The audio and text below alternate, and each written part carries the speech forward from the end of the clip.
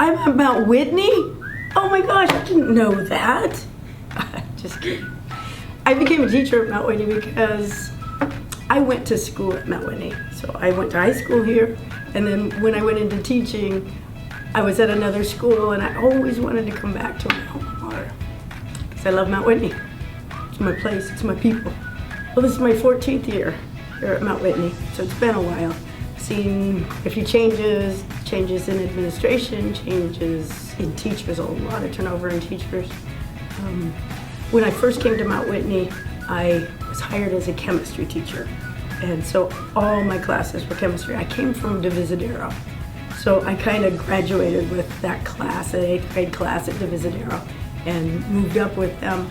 And that first year was heaven, because having taught middle school and then moving to high school and all chemistry, the best kids on campus, it was wonderful. And then the next year, they didn't need as many chemistry sections. So I ended up teaching biology as well. And that was a wake-up call. That was like, in a sense, stepping back to middle school where I didn't have kids that were as focused as chemistry students are. So I had to do several years of teaching some chemistry and some biology. And then about 5 years ago, when Mrs. Winterton retired, I was able to get all chemistry. College was hard. It was a lot of work because I'm pretty academically focused. So went up to Davis. I went up to UC Davis, which is pretty academically focused. And it was different, freeing because you're not at home, you're not under rules, just your own rules. You have classes, but you have free time, which I spent a lot of my free time studying. I met roommates, and you get to know other people, you get to be in charge of your own life, you learn responsibility, and then of course there's the academics. You learn a lot of information. I try to keep this on the QT. I'm short, and well, my dad always had this saying, because my dad was short too, it's a genetic thing. He always said, "You're the tallest one in the room if you measure from the ceiling." The other thing maybe is I get called Mrs. Domena a lot.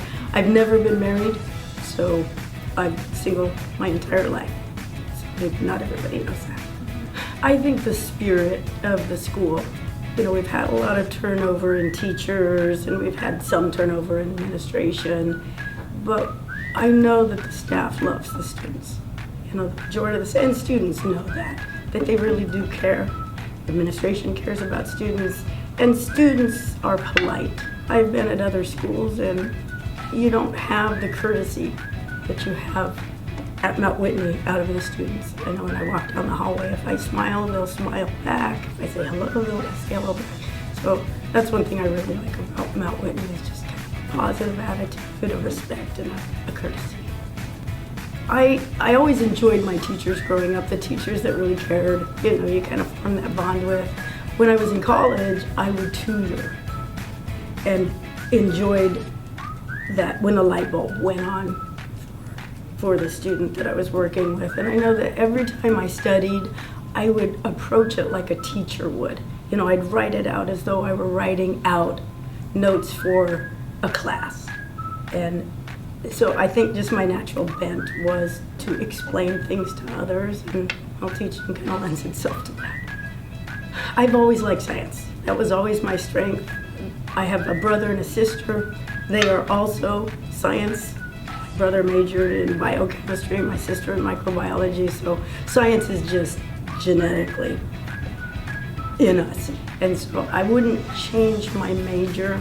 I had intended to go to veterinary school, so that's why I went to Davis originally, but at the time the program was so impacted that I had graduate students running labs that I was taking.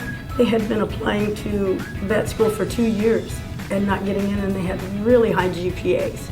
And so I kind of had to make a choice. Am I going to sit around and go to graduate school and all that expenditure of money and time and maybe not have a chance of getting in versus going into teaching, because they actually did have a teaching program there.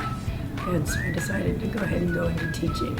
So I guess if I had to do it again, I don't know that I would go into veterinary work. I mean, it's interesting, but I love my students, and I wouldn't want to miss the 33 years I've had with students. I want to tell you a joke. There was a string that was walking down the street. It was a hot day, and the string was really thirsty, and so it saw a soda shop. So it went to the soda shop and walked up to the counter and said, "Hey, I'd like to order a Coke." And the guy behind the counter says, "We don't serve strings here. Didn't you see the sign on the door? It says no shirt, no shoes, no strings." So the string was really thirsty, and he thought, what am I going to do? So he went back outside, and he was walking around trying to figure out what to do.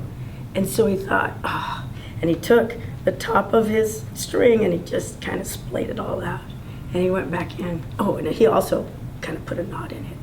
This guy's, So he goes back in, and the guy behind the counter sees him, and he goes, "String, weren't you just in here?" And he goes, "I'm afraid not."